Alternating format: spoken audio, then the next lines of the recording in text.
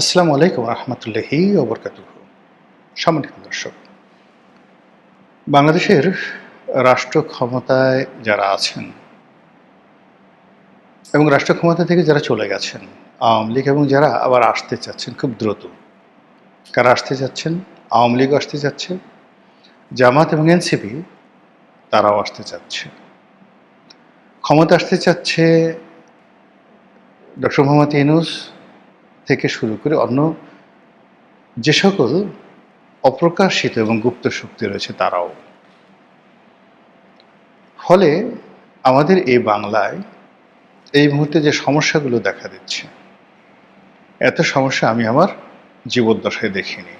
আর ইতিহাসের বইতে সুবে বাংলার যে সকল সমস্যার কথা নানা সময় পড়েছি, তো সেই সকল সমস্যা যদি একীভূত করা হয়, আমার কাছে মনে হয় 2026 সনের এই সময়টি, আজকে ঠিক পহেলা বৈশাখের একদিন আগে সোমবার দিন যখন এই অনুষ্ঠানটি ধারণ করছি, তখন মনে হচ্ছে যে আমাদের রাজনীতিকে ঘিরে, আমাদের ক্ষমতাকে, রাষ্ট্র ক্ষমতাকে কেন্দ্র করে যে সকল নয়েস হয়, সুদূর বুদুর, চক্কর ভক্কর, যে সকল কথা আমরা আঞ্চলিক ভাষায় বলি, তা একেবারে সর্বোচ্চ পর্যায়ে খেলাধুলা চলছে।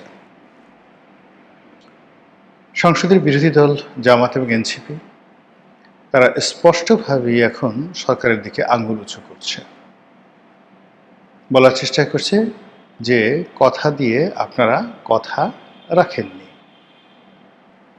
আবার এনসিপিরই অন্য একজন নেতা বেশ কয়েকদিন আগে তিনি একটি স্ট্যাটাস দিয়ে সরকারকে বলার চেষ্টা করছেন এবং বিরোধী দলকে আক্রমণ করে বলার চেষ্টা করছেন যে তাদের মধ্যে যে সমঝোতা হয়েছে, ক্ষমতার ভাগাভাগি এবং আসন ভাগাভাগি এবং একটি সমঝোতার নির্বাচন,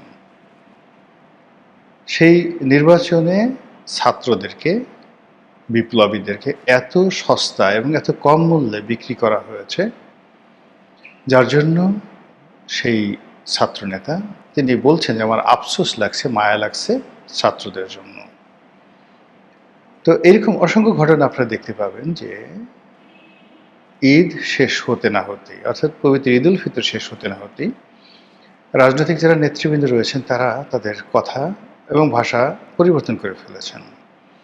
জামাত তাদের যে সকল প্রক্সি সংগঠন রয়েছে সেগুলো, এবং ছোট ছোট দলের বড় বড় নেতা, তারা অকথ্য, অশ্লীল, অশ্রাব্য ভাষায় বিএনপিকে আক্রমণ করছে এবং বিএনপির যে সকল শীর্ষ নেতা রয়েছেন, যেমন তারেক রহমান সাহেব আছেন, সালাউদ্দিন সাহেব আছেন, আমির খসরু মাহমুদ চৌধুরী সাহেব আছেন, তাদের ছেলের সন্তান এবং আরও অনেক তাদের একান্ত ব্যক্তিগত যাদের সঙ্গে নারী এবং পুরুষ যাদের সাথে সম্পর্ক রয়েছে, তাদেরকে খোঁটা দিয়ে নানা রকম কথাবার্তা বলা হচ্ছে।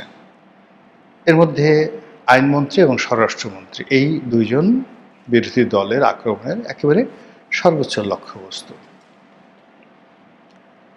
কতগুলো বিষয়, প্রকাশ্য যে বিষয়, সে বিষয়গুলো নিয়ে তাদের দ্বন্দ্ব সংঘাত হচ্ছে, যেমন জুলাই সনদ, সংস্কার প্রস্তাব ইত্যাদি। কিন্তু পর্দার আড়ালে যে বিষয়গুলো নিয়ে তাদের মধ্যে দ্বন্দ্ব এবং সংঘাত, সেটার মূল বিষয় ছিল যে তাদের ক্ষমতার ভাগাভাগির একটা সমঝোতা ছিল। সংসদের ডেপুটি স্পিকার এই পদটা নয়, এটি জাতীয় সরকারের প্রস্তাবনা ছিল। ২ নম্বর হলো যে বিরোধী দল এবং প্রধানমন্ত্রী এই দুয়ের মধ্যে ক্ষমতার একটা সমন্বয় ছিল, যেটা এখন একছত্রভাবে প্রধানমন্ত্রীর কাছে চলে গেছে। ৩ নম্বর হলো যে ডক্টর মোহাম্মদ ইউনূস তাকে রাষ্ট্রপতি বানানো হবে। রাষ্ট্রপতির ক্ষমতা এখন যেভাবে আছে সেই ক্ষমতা বৃদ্ধি করা হবে এবং প্রধানমন্ত্রীর এখন যে ক্ষমতা রয়েছে সেই ক্ষমতা কমানো হবে। এই বিষয়গুলো ক্ষমতায় আসার সঙ্গে সঙ্গে বিএনপি বেমালুম ভুলে গিয়েছে এবং এটা ভুলে যাওয়া স্বাভাবিক। এই বিষয়গুলো নিয়ে যখন তর্ক হচ্ছিল, বিতর্ক হচ্ছিল, আলোচনা হচ্ছিল, ঐক্যমত্য কমিশনের নানা রকম বৈঠক হচ্ছিল, খুব হাতে গোনা অল্প কয়েকজন মানুষ আমরা বলেছিলাম যে এগুলো বিএনপি মানবে না।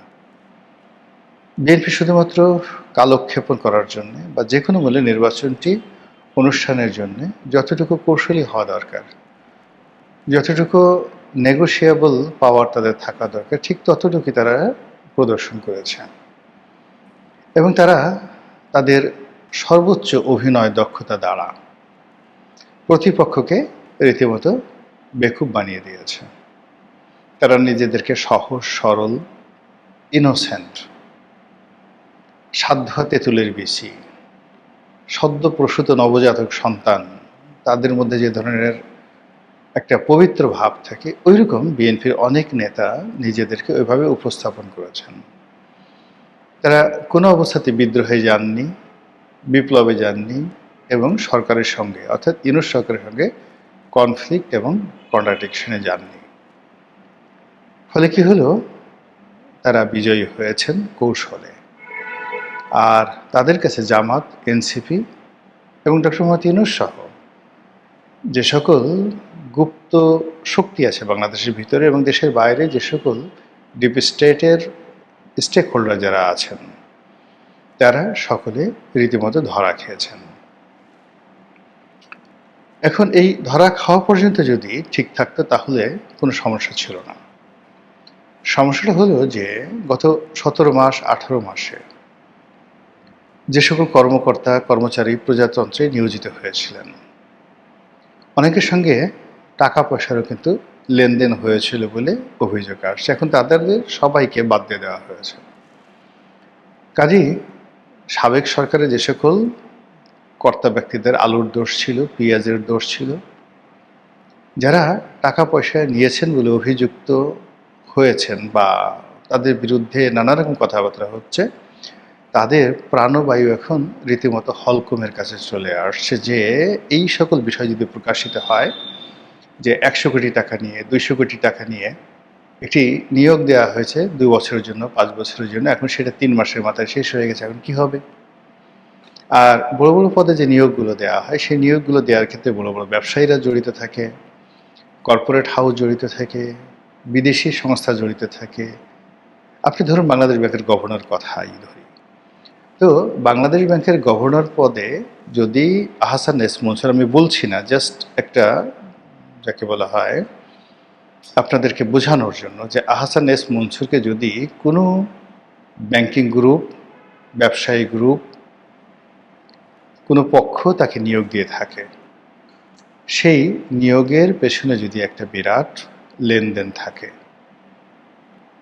এখন আহসান এস মনসুরকে ইমিডিয়েটলি সরিয়ে দেওয়ার ফলে কি হলো, যারা এই সেক্টরে বিনিয়োগ করেছে তাদের মাথায় হাত পড়েছে। এখন তারা যদি এই বিষয়গুলো বলে দেয় যে অমুককে আমরা এত টাকা দিয়েছি, তাহলে তো অনেক মানুষের মুখোশ খুলে যাবে। এবং এটা বাংলাদেশে খুব অহরহ হয়ে গেছে এই কারণে যে এই বিষয়গুলো আওয়ামী লীগ জমানাতে হতো। আমার এক বন্ধু হঠাৎ করে দেশের একটা সবচেয়ে বড় ব্যাংকের ম্যানেজিং ডিরেক্টর হয়ে গেলেন। তো তিনি আসলে অনেক দিন আগে একটা ছোট ব্যাংকের এমডি ছিলেন। তো তার টার্গেট ছিল যে মোটামুটি একটা ভালো ব্যাংকে যদি তিনি সরকারি ব্যাংকে এমডি হতে পারেন, এতেই তিনি হ্যাপি। কিন্তু হয়ে গেলেন অহলনে ছাড়েন বাংলাদেশের সবচেয়ে বড় ব্যাংকের এমডি। তো আমি আমার সেই বন্ধু, তার আর একজন ঘনিষ্ঠ বন্ধু, তার কাছে জিজ্ঞাসা করলাম ব্যাপারটা কি, কিভাবে হলো। তখন সেই যে এমডি নিয়োগের জন্য ব্যাংকিং সেক্টরে আওয়ামী লীগ জমানাতে যে সিন্ডিকেটটা ছিল, এবং সেই সিন্ডিকেটে বিভিন্ন ক্ষমতাধর ব্যক্তির আত্মীয় স্বজন, ছেলে মেয়ে, তারা যে জড়িত ছিল এবং এই ব্যাংকের একটা এমডি পদে নিয়োগের জন্য কি পরিমাণ টাকা সেখানে ঘুষ লেনদেন হয়েছে, এগুলো বললে আপনাদের মাথা খারাপ হয়ে যাবে। এবং এই টাকা আমি আমার সেই বন্ধুটিকে জিজ্ঞাসা করলাম যে আপনি কেন এই কাজ করলেন, সারাটা জীবন আপনি ভালো থেকেছেন, কেন এই কাজ করলেন, টাকা পেলেন কোথায়? তো তিনি বললেন যে এরকম বিভিন্ন ব্যবসায়ীরা এই টাকাটা দিয়েছে।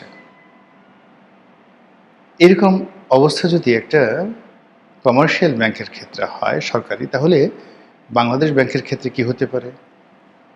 ইসলামী ব্যাংকের ক্ষেত্রে যদি কোনো ডিল হয়ে থাকে, কিংবা ধরুন এস আলমের যে ব্যাংকগুলো, 4টি ব্যাংক এবং প্লাস এক্সিম ব্যাংক, এই 5টি ব্যাংক মিলিয়ে যে সম্মিলিত ইসলামী ব্যাংক করা হলো, এখানে কত টাকা ডিল হয়েছে,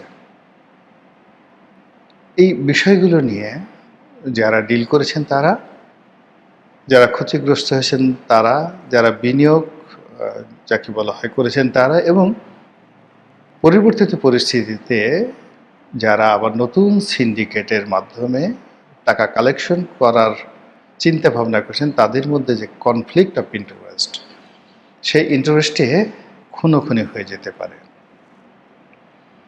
আমাদের দেশে নারী নিয়ে, ক্ষমতা নিয়ে এবং অর্থ নিয়ে বেশিরভাগ মামলা মোকদ্দমা হয়, এবং আন্ডারওয়ার্ল্ডের যে মারামারি কাটাকাটি খুনোখুনি যা কিছু হয় সবই কিন্তু এই অর্থ সংক্রান্ত।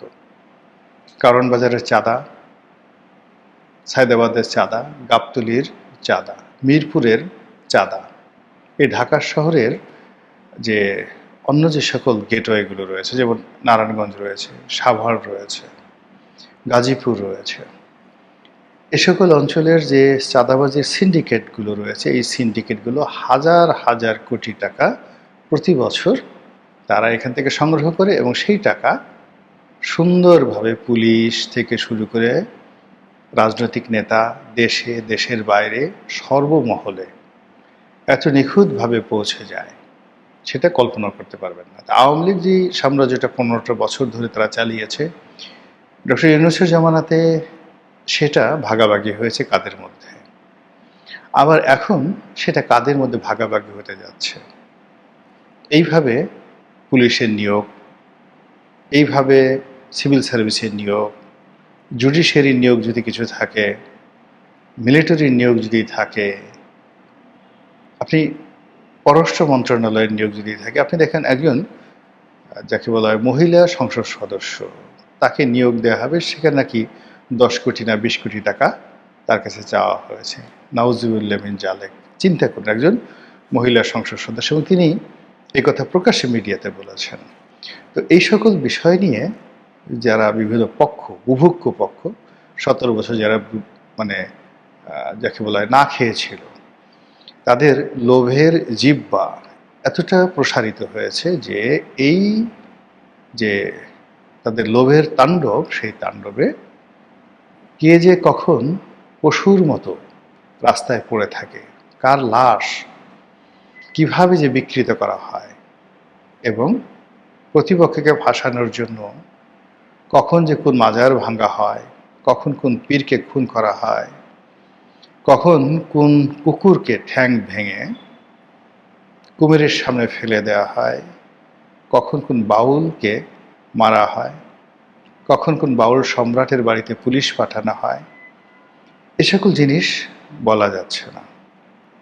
অবস্থা দৃষ্টি মনে হচ্ছে যে প্রতিটি পক্ষ তাদের লোভ লালসার যে থাবা রয়েছে, তাদের লোভ লালসার যে নখ রয়েছে, দাঁত রয়েছে, সব কিছু তারা রাক্ষসের মতো বের করে একেবারে পুরো মানচিত্রকে খামচি দেওয়ার জন্য যেভাবে এগিয়ে আসছে, এটি হয়তো মধ্যপ্রাচ্যে আপনারা হরমুজ নিয়ে যুদ্ধের মধ্যে আমেরিকা ইরানের কনফ্লিক্ট দেখতে পাচ্ছেন, এটি হয়তো ইউক্রেন রাশিয়ার যুদ্ধ দেখতে পাচ্ছেন, এটি হয়তো ভেনেজুয়েলাতে আপনি আমেরিকা এবং ভেনেজুয়েলার যুদ্ধ দেখতে পাচ্ছেন। কিন্তু আমরা ছোট রাষ্ট্র, এই ছোট রাষ্ট্রে যে রাজনৈতিক স্বার্থ সংশ্লিষ্ট পক্ষ সমূহ রয়েছে, তারা কোনো অবস্থাতেই ইসরায়েলের চেয়ে কম নৃশংস নয়, তারা কোনো অংশেই ট্রাম্পের চেয়ে কম পাগল নয়, তারা কোনো অংশেই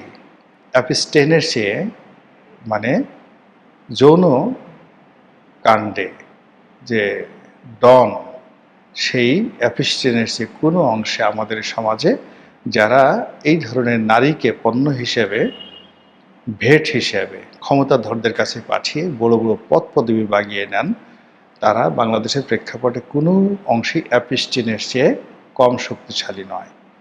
এই পক্ষগুলো হরিলুট করার জন্য যে দৌড়দৌড়ি করছে, আল্লাহ আমাদেরকে সেই দৌড়দৌড়ি থেকে হেফাজত করুন, রক্ষা করুন। আসসালামু আলাইকুম ওয়া রাহমাতুল্লাহি ওয়া বারাকাতুহু।